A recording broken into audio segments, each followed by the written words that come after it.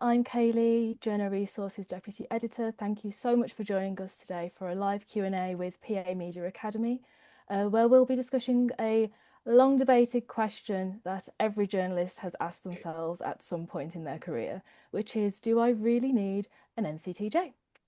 To help us answer this, we are joined by Alison Kershaw and Sean Howe, who are both experienced journalists and reporters who lead courses at PA, and will be able to tell you all about the qualification, as well as PA Media Academy alumni Izzy, who graduated with a gold standard NCTJ diploma. So yes, thank you very much. And Sean, would you like to tell us a little bit about your role with PA first? Yeah, I look after, I interview all potential students who are coming on our course, and I oversee our fast track, and we also have a part-time diploma course. I oversee all of that together with Ali. And Ali, how about you? Afternoon, everyone. I'm Ali. I'm our journalism training manager here at PA Media Academy. Like Sean said, I work with him on our fast track and part-time diploma courses, teaching things like essential journalism. That's all your news writing and stuff. I also teach a lot of media law to apprentices. So I guess first to kick off is that obviously the NCTJ is just one of those qualifications that's synonymous with journalism. So can you tell us a little bit about what the NCTJ is and what the syllabus covers at PA? Sure, shall I take that one, Kaylee? Yes. Um, the NCTJ really, we teach a level five diploma is a kind of qualification that shows a potential employer that you've got the skills and the experience needed to succeed as a journalist. And certainly the curriculum that we teach, it's based on something called essential journalism, all about how to write stories, features, that kind of thing, how to plan, shoot, and edit video, very, very important. We do some audio work. But we go beyond that, and you'll cover things like politics, which we call public affairs, journalism for digital audiences, which is just fantastic for multimedia newsrooms. We teach traditional skills like shorthand, which are very still very sought after by many newsrooms. And we cover off things like court reporting, real kind of lifeblood, if you like, of journalism today. We also offer specialist courses. We do stuff on practical magazine journalism, and we cover sports journalism as well. So we run the whole gamut of all the knowledge and skills that you would need to succeed, and that an employer would be looking for if you were if you're applying for a role with them. So obviously there are many kinds of journalism qualifications, including obviously the undergraduate degrees, the master's degrees, the BJTC and the NCTJ. So who should and who shouldn't undertake the NCTJ? Alison? I think it's a really good question. I think the NCTJ is really good if you want something practical. It's a very practical course. The course that we run here, we have you out and about in the first week, interviewing people, going out finding your own stories, etc. The NCTJ itself is very based around getting that practical experience. Okay, so that's what we do. What we can talk to.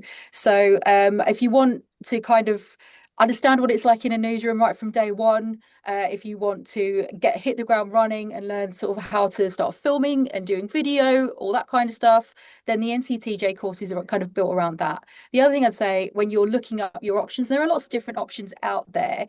The NCTJ is an industry standard qualification. If you go to a lot of news desks, they'll have heard of it, they'll know what it is, so they know what you can do with that NCTJ. And the other thing as well is that it's pretty quick. Like if you did a fast track course for the NCTJ, ours is 19 weeks. So there's a place for lots of different qualifications. Everyone has different needs, but if you want to do something quite quick and focused on the practical skills, then I would say that's a good way to look at the NCTJ diploma. And just to add on that, Kaylee, if I might, Yes. different places will do it different ways. But when we look at the course, we're happy to take people who've got good A-level results, and we will take people from their A-levels, get them the trade qualification, and they could be in work within a year. It's not absolutely necessary to have a degree to come on the course, and we find we enjoy success with both groups of people.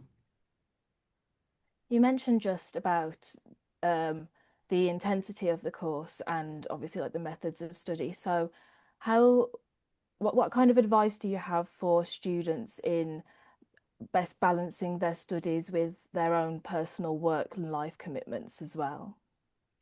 So we always, and Sean, I'm sure you'd say this too. Whenever we speak to potential students, we always say it's an intense course because it is quite short compared to other maybe a degree or something. It is all quite packed in. So we always kind of reiterate that you need to think about how you're going to balance your life with doing the course. And with that in mind, we also run a part-time course. So we understand that for some people, being with us or doing a diploma 5 days a week, Monday to Friday, full time, is not viable because they need to work or they've got caring responsibilities. So looking at something like a part-time course, ours runs on Tuesday nights remotely and then Saturdays, which is either remote or in centre with us.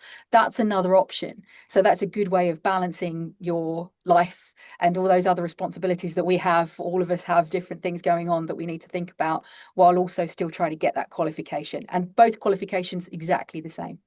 Sean, I don't know if you want to pick up anything for that. No, just to say that we always talk about it. It's intense, but it's great fun. Yeah. Yes, on the one hand, it's about getting a qualification. Everybody wants that qualification. But on the other hand, it's also preparing you so that you can succeed and thrive in that environment that you're going to go into.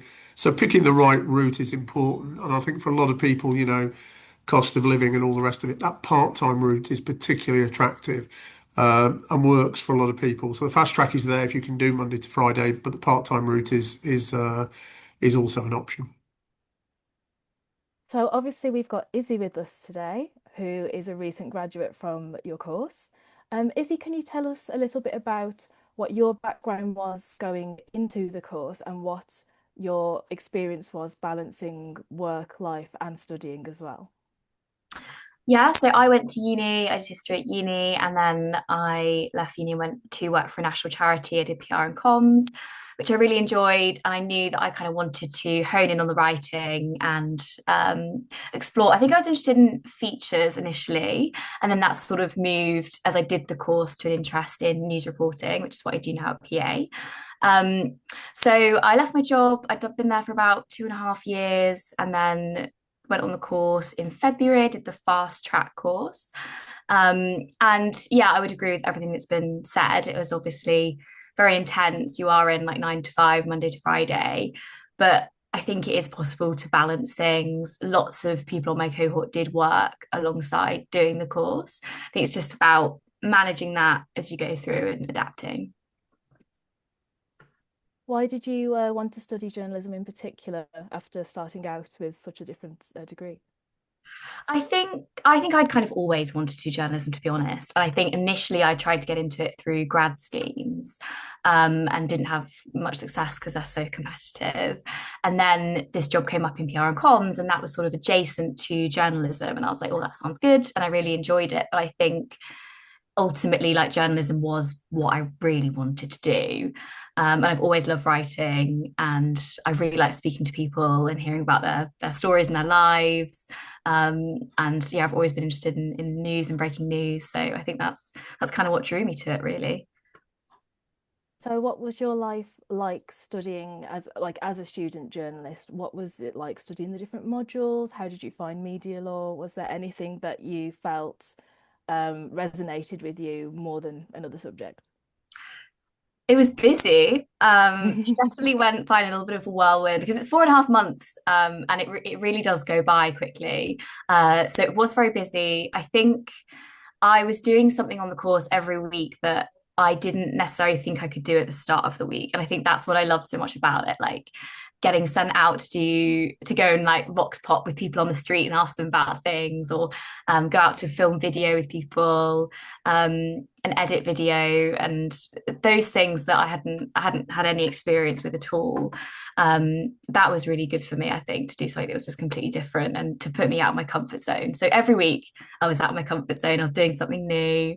Um, it was also somewhere where I met loads of friends. We got on really well as a cohort. You do bond doing these types of intense training courses, I think. So that was really nice as well. Anything that particularly resonated with me? I did the features module, magazine module. That was really fun. So that was like more like long form writing. maybe like a little bit more creative perhaps than like the straight news writing. So that was quite fun to try. I enjoyed that. And anything that was just like completely new to me was really nice to have a go at. You mentioned just as well that you had been applying for things like the grad schemes. So what kind of difference has having the NCTJ made in like your success rate and like getting those interviews and getting work as a journalist?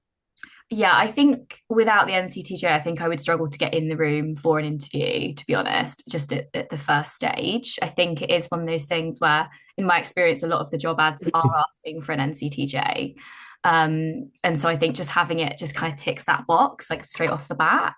But also, I think doing the job that I do now, I'm not sure I would want to do it without the NCTJ because it has been so useful, like the media law, public affairs stuff, shorthand, everything that you get, the news writing training that you get through the essential journalism module, everything that I did on that course has materialized into what I do now for my job. So it's very practical. And it's been massive help. And I'll just bring in you guys with that as well. So, Sean, what is your perspective on the same question? How do you feel? Do you feel that not having the NCTJ leaves people at a disadvantage in the job market? I do. I feel very strongly about it, actually. There's a piece of research which people who are watching this will be able to go and have a look at. It was published by the NCTJ last year.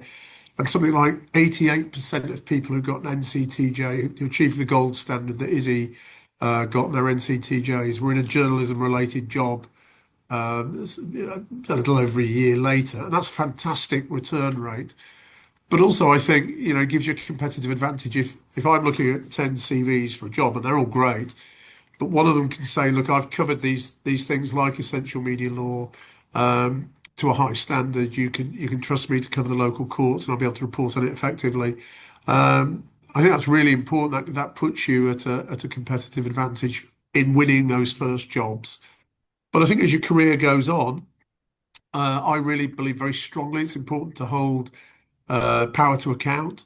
I think understanding, the politics element, how courts work, what you can and can't ask for, how you can dig in. People tend to think of things like law as the way to keep out of trouble, but actually it's also the way to gather really important information and do that. And do you know what? Journalism is a crazy career. You can fight really hard to get in. 2 or 3 years later, you might be the decision maker somewhere, and you're going to have to make the call on whether you run that article or you don't. So having invested in your training really early on is really important. You probably won't get that chance again in your careers. Yes, you'll do updates and all that kind of thing, but to really invest in that foundational knowledge for me is really important. It shows an employer I'm determined to succeed, and I think it helps mark you out as someone they should perhaps chat to. Alison, do you have any additional thoughts on that too? Yeah, I mean, I agree with everything that's been said. I've worked as an editor. I've worked on the PA news desk, for example. And when we get applicants in, and a lot of news desks will look at that. They'll look at someone who's got an NCTJ and think, right, I know that they can write a story. I know that they've got basic media law. So you're already one step ahead of the game because people know that qualification and understand that qualification. The odds are they've done it themselves as well. So that's, when they were starting out. So I think it's really important from that perspective. And like Sean said, in terms of things like media law or public affairs, having that really good grounding of what you can and can't do, and you being confident to go out. And that then comes across when you go to job interviews. Yeah, I know my stuff. You can trust me. I'm going to go out. I'm going to be able to do this for you. Haley, Any one other? of the benefit that I think people do get, it's not something we sort of talk about really, but you come along and you meet a group of people who are like-minded. And if you think that most of those people will go on to work in journalism, if not all of them, suddenly you've got this network of people in the industry. And I don't know about Izzy, but certainly when I began, I didn't know anybody. So as your career develops and you're looking for a job or there's an opening, it's good to know people in journalism. We talk about having the right skills and qualification, but knowing people is important too. So you're leaving with that cohort of people who are all going out to all these different employers. What a great network to have as your career develops. That's sort of a nice little segue into what I was just about to ask you as well, because obviously there are different ways to study the NCTJ, whether it's full-time intensive or a part-time. And then obviously the NCTJ themselves also offer the individual modules too. So what kind of benefits do you see in actually, being like learning the subject as part of, say, PA Media Academy, as opposed to just doing the individual modules in a self-taught way? I think I'll pick up on that one first. I mean, it follows on from what Sean said, really. There's so many benefits. I think, any career you start out in, to be around other people doing the same thing as you, to be able to talk to people in person is so much easier. So to be around a group of people all doing, and I'm sure, Izzy, I'm sure you can pick up on this too, but being around people who are doing the same thing as you, being able to share those experiences, and discuss things like, how did you find this? How did you approach that? That's how we all learn. So doing that at an early stage, as well as making those connections, is a really important thing. I think that for some people, doing individual modules, that absolutely ticks a box, because maybe they just need to do one or two, and they've got other things that they've got going on. But if you can, I mean, for our part-timers and for those on the fast track, they all get to spend time with each other, and like Sean said, making those networks, those early connections, because you're all going to go out to different organizations and keep in touch. And then someone says to you, oh, there's a job going at my place, or there's a job going here. It's the start of that early network for you. I think that is really important too. Do you have I any think thoughts? the other thing I point to is that the trainers themselves are very nice people. Most of them, well, they're all very experienced journalists at the academy, so they're happy to look at a CV. They've held jobs where they're interviewing people. They'll give advice and tips on how to reach out into those networks. I've just been dealing with some students this morning, giving them some advice on how to position themselves when they turn up for interviews. So I think that can be helpful too.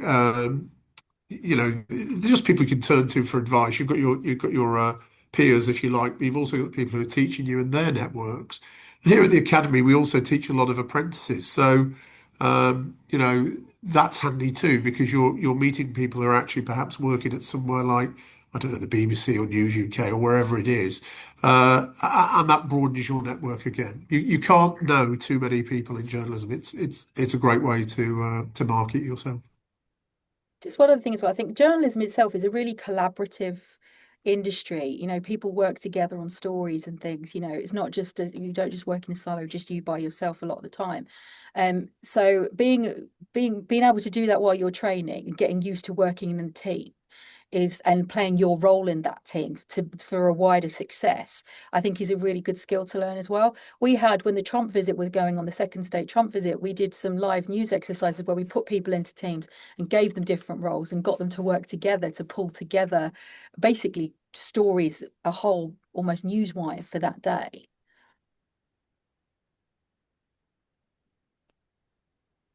There's a lot of people who sort of come to journalism or try and get into journalism as part of a career pivot, having been in, maybe like marketing or comms or some other kind of role that just isn't really fulfilling to them. So, what are your thoughts on them coming to the NCTJ sort of like mid-career? Um, like, is it like a quick, reliable way to sort of make headway in switching up in that kind of way? Yeah, it totally is, Kaylee. And actually, we have people who apply. We have a little interview and a little entrance test people do. And often at the interview, that's the thing. They want to career pivot. Izzy talked about this.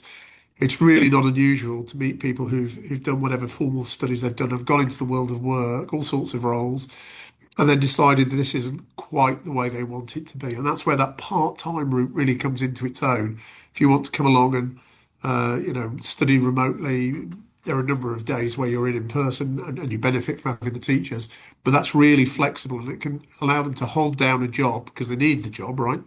But at the same time to come on board and study over a 12-month period to pick up their diploma. So career pivot is really common with people we see coming on the course. There's also people who perhaps already have some freelance experience um, within the industry and perhaps are looking to bolster their skills or get those first staff roles really, and have seen that not having the NCTJ has been a bit of a barrier. So why do you feel in that kind of way the NCTJ may be preferential to a more traditional kind of MA course? Well, for me, there's nothing wrong with an MA. They're great, I'm sure. Uh, you've got a period of time that you're going to devote to it. There's a cost associated with it, um, both of which are shorter and less through the NCTJ. And I think the NCTJ is for people who are really serious about breaking into those roles. If you were leaving school, let's say next summer, and you're hoping to have your A levels, and you really know that you want to be in journalism, I would encourage you to do an NCTJ and go straight into the industry if you can. It's a great route in. And I think people really do put store by the practical skills that Ali talked about. Students here have helped out covering general elections, local elections. We've got the PA Media Newsroom, which is like our sister organisation. And they're exposed to that. They get to go and see it. They're sometimes taught by people who work there. So I think they're all the reasons that you would want to, go that particular route. That's not to knock any other route, but if you're serious about getting in, I think the NCTJ is the way to go. I think as well, we have had a few people who have done some freelance work, like you said, Kaylee, and looking to see how they can kind of almost bolster that career that they've got to maybe to a certain point, and they want to move into different industries, or that they don't know how to get past that next step. And I know that we've had people before who've come up and sort of said to us afterwards, this has been really helpful because it's honed my writing skills. It's taught me things that I didn't know, like media law, because that when you're working as a freelance might not be something you've really looked at too much, other than your own little area that you need to know.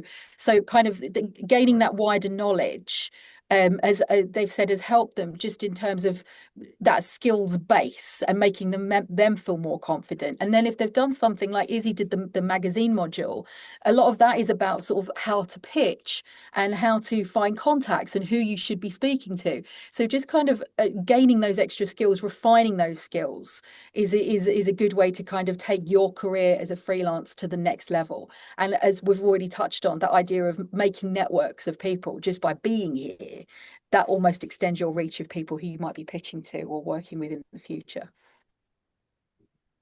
Are there any kind of roles in particular that you identify as being particularly beneficial to having had the NCTJ? In terms of having done those roles before you join us, No, sort of, well, I guess from either side really, but in my mind I was thinking pathways, having completing the NCTJ and then perhaps, like going straight into a newsroom or straight into a court kind of reporting role or yeah. We've had people do both. So let's call them, reporting roles. Yes, producing copy and content. Content is really important. Video is really important. That's where the growth area is. Audio is important. So going and producing those. We've had people go to agencies, covering pretty big courtrooms and producing copy from there. But equally, broadcasting. We've seen people go that way and become producers, whether that's on, TV, whether that's with radio. Because as Ali said, at the end of the day, the ability to do that fantastic interview with somebody and ask the right questions and know when to push your luck, know when to back away, the ability to know legally whether you can insist on something or whether you've gone too far and pull away. They're very, very similar skills. And so we also have an apprenticeship program. We work with a number of employers, and they put their students through us, which I think is testament to how highly they rate the NCTJ as a qualification. mm-hmm. I think as well, it's important to think that these days most journalism roles are pretty much multimedia. So it's not like you're likely to go into a reporting role and only be asked to write. So we at our courses we try and give you a chance. I think Izzy, you mentioned it earlier. You're doing video one week. We do video. We do we teach about audio as well as the written side of it. And I think Izzy, in your job now, you probably do a bit of everything, don't you? Yeah, I think so. And I think also particularly when I worked in my last job. So when I left the course, I went and joined a local paper in Oxfordshire called the Henley Standard. And that was a small team, as a lot of small regional newspapers are. and we were pretty much doing everything. We were getting set out with cameras, we were doing all sorts of stuff. So having that kind of like multimedia skill set was really important. How are students assessed whilst on the course? Is there a combination of portfolio and exams? Yes. Yeah, Sorry. sorry, go ahead, Ali, you go ahead. Yeah, it's both. So for the NCTJ qualification, there are certain credits. You have to get a certain amount of credits to get the diploma. By coming on our course, we cover enough modules so that if you pass all of those, you get the diploma. That's the way it works. So it's a mixture. There are exams in things like essential journalism and media law, court reporting, public affairs, etc. And you also do put together a portfolio. So you'll work with tutors throughout. We put our students into smaller groups, and they see a copy tutor once every couple of weeks, 2 3 weeks, to kind of hone their own individual skills. And those they can have at the end of the course, they'll have 10 stories that go into a portfolio. It's also part of the diploma, it's marked as part of that, but that's almost like the coursework element. And we have lots of opportunities on the course to do stories that will go towards that diploma. For example, court visits, or we go to Mayor's Question Time, and we encourage students to come up with their own ideas as well.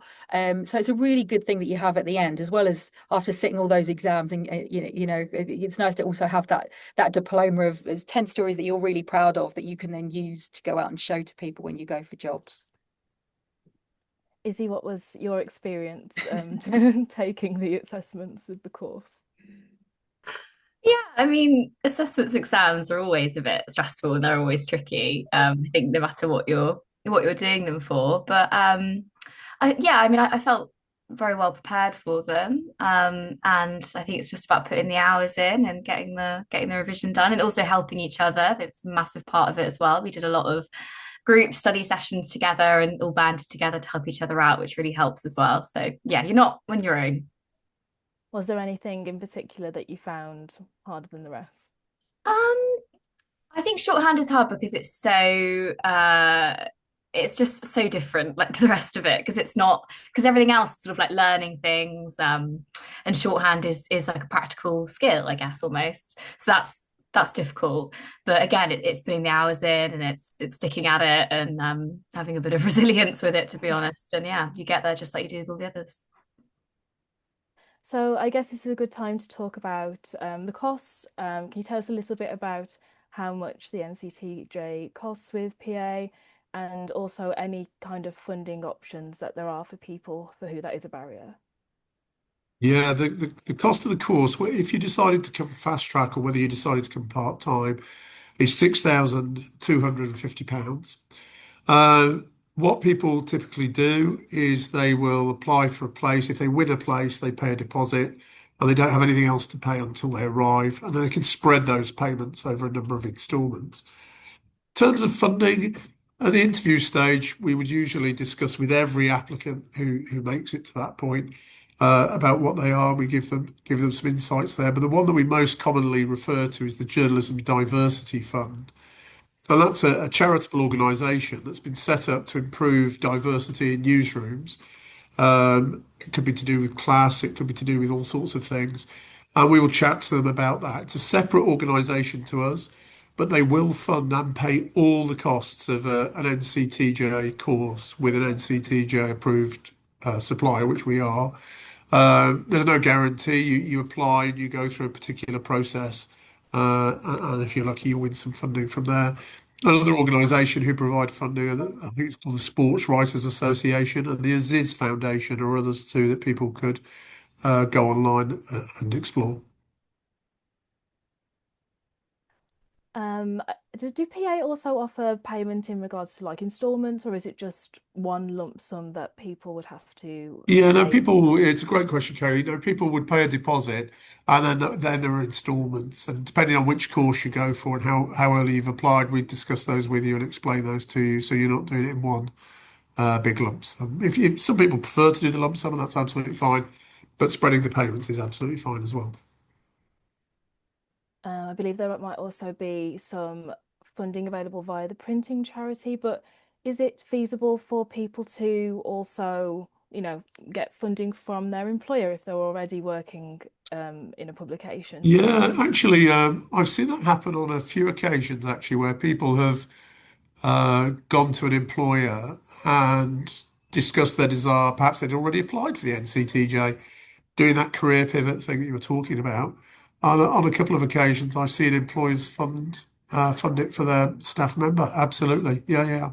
There's one person I can think of where they had a kind of PR and comms role, and the NCTJ was very highly regarded by their firm, and they applauded the person for doing it. And then, although we're based in central London, because the part-time option has such a strong remote element to it, they were able to take advantage of that. They were based in the Midlands, completed the course, and were very successful. In fact, I bumped into them at an awards ceremony giving out prizes after they completed the course. So yeah, it does happen, Kaylee. I'd forgotten about that, and thank you for the reminder.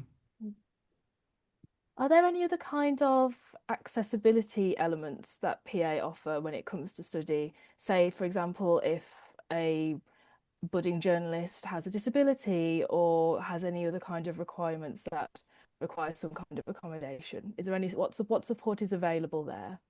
We would support anybody who wants to come on the course, regardless of what that disability is, and we have a really proud track record of doing that. So yeah, we'd be totally supportive. No one should be put off because of that. Apply, and we would discuss your individual needs with you and take it from there. That's really good to hear. Bear with me a second.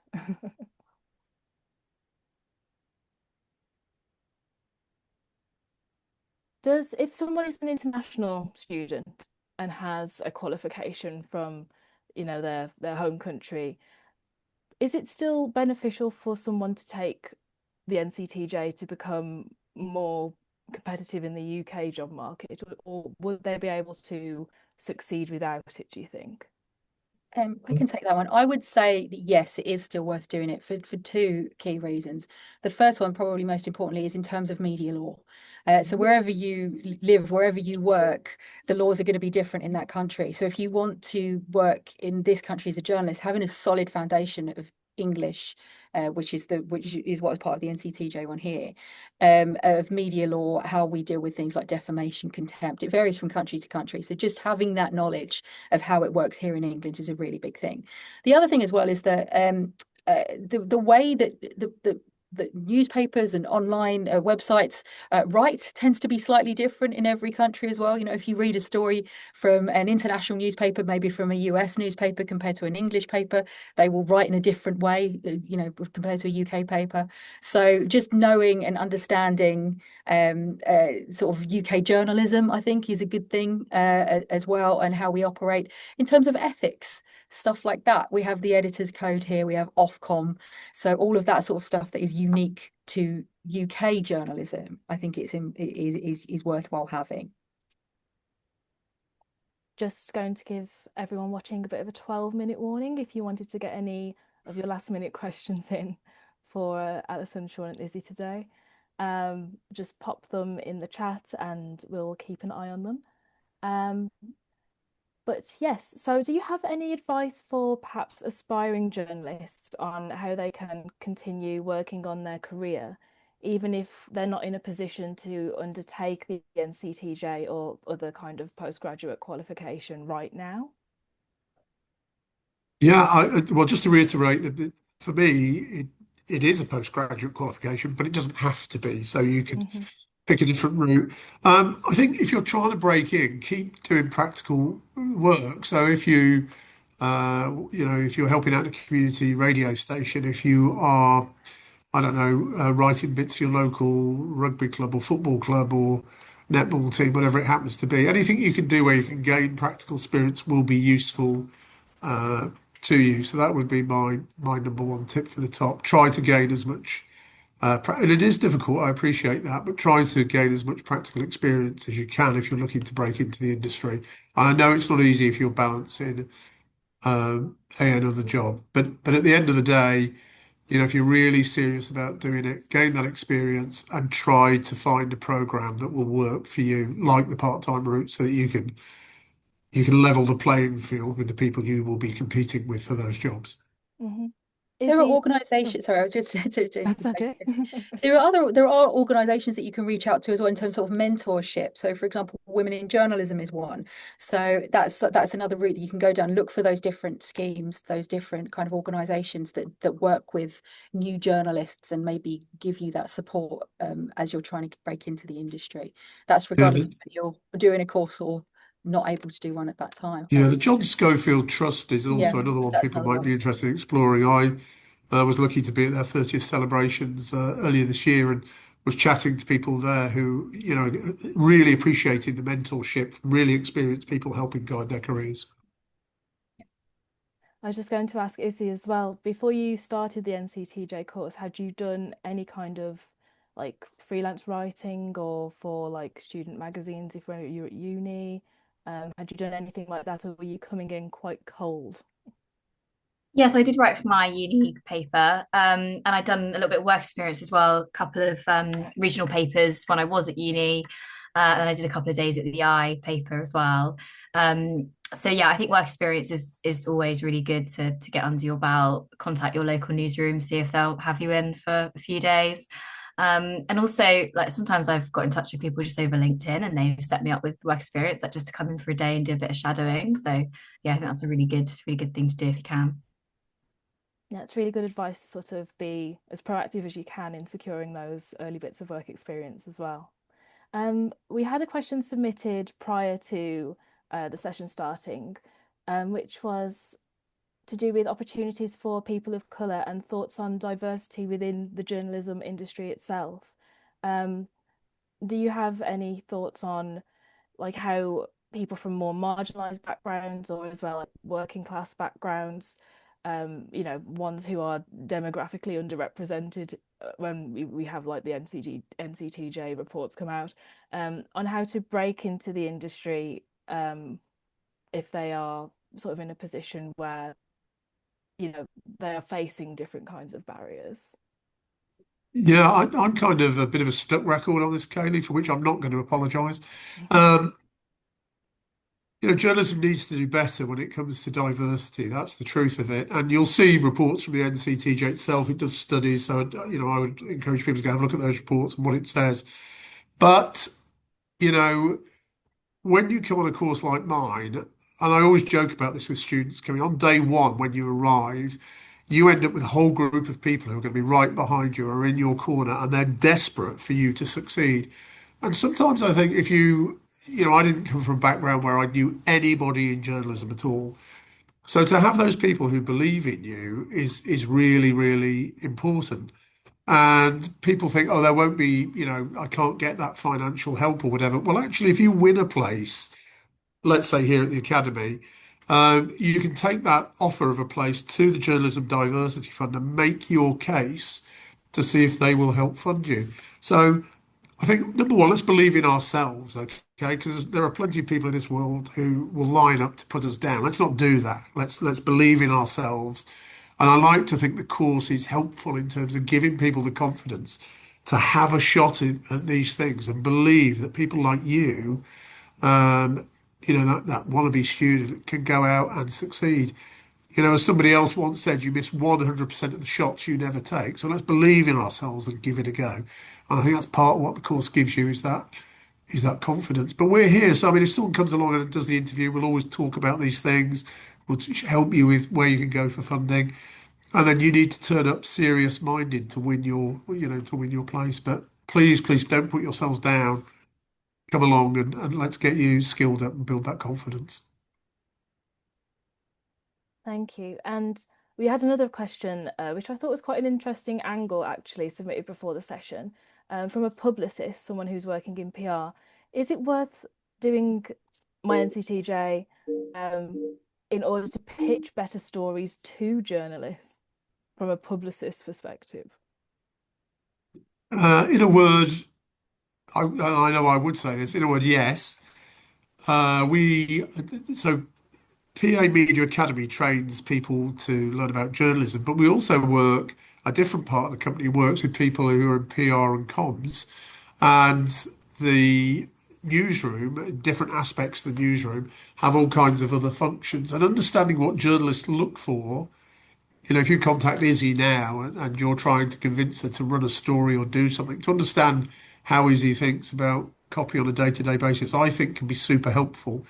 And when we're running courses like the long form digital course, key part of what we teach is it's all about audience. And that's true whether you're pitching to journalists to be interested in your story, or if it's a journalist pitching a story, to a news editor or a features editor, something like that. So I think it can be useful, and I think it's worth looking at. We've had a question about the shorthand. Is it optional or is it mandatory? So it is a key compulsory part of our fast track course. That's the course that Izzy did. So everyone does shorthand on that one. On the part-time, we don't have it as part of our part-time course. So you get the same diploma at the end, but it's slightly different modules. So yes, everyone does it as part of the fast track. Izzy, I'm sure you've got lots to. You've already talked about shorthand. I'm sure you've got more to say. It is a really useful skill, and I know people are divided on it. You need it for some jobs, you don't necessarily need it for every job in journalism. It is really important for some. For example, if you want to be a court reporter, then it's vital. The other thing I would say about it, it's an interesting one, shorthand. As an editor, and I know other people are editors as well, it's a little bit like almost like a club that you've joined when you've got that 100 words a minute. If you go in and it's on your CV, then everyone's like, oh yeah, I've got that too. Or they're really impressed that you've got it because they know that it's a hard one. It's not an easy thing. But once you've got it under your belt, then it's a major achievement, and it is definitely one to be proud of. With that in mind, then, are there any other differences that people should be aware of between the fast track course and the contents of the part-time course? Yeah, shall I take that one, Sean, or Yeah, please. Yeah. So most of it is the same. You still do sorry, excuse me 1 second. You do essential journalism, media law, you do public affairs, everyone on the so that's the same on both. Journalism for a digital audience, which is writing for online content effectively with all the bells and whistles and maps and video and all that kind of stuff going into it. That's all the same. You do shorthand on the fast track course, as well as court reporting, and students have an option whether to do a work experience for about 10 Fridays, or whether to do the magazine course, or whether to do sports journalism. On the part-time course, there is no shorthand.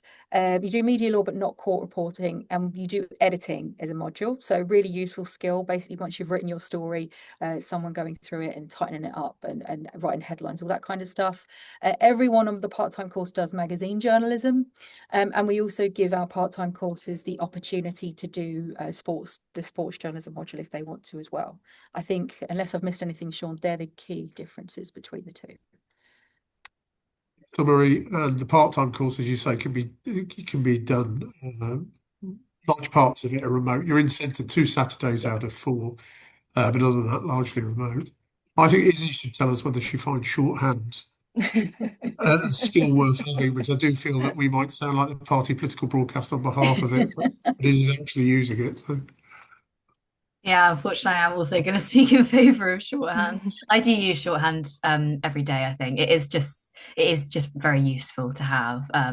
You need it for court reporting, really, and also it's just helpful for any kind of interviews that you're doing. And I like it because it means that I can do an interview with someone just wherever, whenever, as long as I've got a notebook and pen. I don't need to be able to record it. I don't need to have anything else with me. I can literally just record everything they're saying. Just take shorthand. So it's very useful. But yeah, I mean, like, that being said, not everyone uses it, and not all jobs use it. Like, plenty of my cohort I know don't use it anymore, but then just as many still do use it. So yeah, one of those things, but Marmite.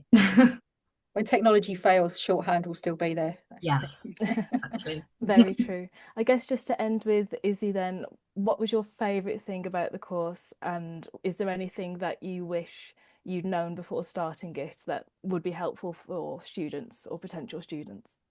Well, I really enjoyed the course. I definitely made the right decision for me going to do it, and I got so much out of it. I learned so much, and I also have made some lifelong friends from doing it. In terms of what I wish I'd known, I think maybe just to be aware that it is intense. It is hard work, and if you're finding that it is hard, it's because it is. It's not anything that you're doing wrong. It is challenging. But I think that you really do support each other through it, and you have the support of the tutors, and get ahead on things where you can, and yeah, and enjoy it. Just enjoy it and make the most of it. I guess we've just had one final cue in the chat, which I think would be a good one to cover. Are there any what are the differences between the NCTJ and the BJTC? And which do you feel leans, where do we feel each benefit the student in different ways? Well, for me, I think the NCTJ version gives you everything that you need to be successful as a journalist. And I don't know enough about the BJTC to do a fair comparator, I think. But as Ali talked about with media law and all the rest of it, they are really essential skills. If you're going to make that decision to broadcast something, can you? Where did you record it? And we will all be put in that decision making place at some point because, as Ali said, it's a multimedia world. But I'm not sure that I could give you a really great answer on that. And I don't know enough about the BJTC to be authoritative, Kaylee. That's fair. Well, thank you everybody for joining us today. Thank you, Sean, Ali, and Izzy for all of your insights. Where can people find out more information about the NCTJ and PA Media Academy? If they go to, there's a website, www.pamediaacademy.com, they'll find us there. If they just look under the NCTJ tab, all the information they need is there, and they've got email addresses and stuff. You can always email us, drop us a line if you've got a question. We're always happy to take them. So, like I said, don't sit there putting obstacles in your way. Give it a shot. Come and have a conversation, and if we can help you, we will.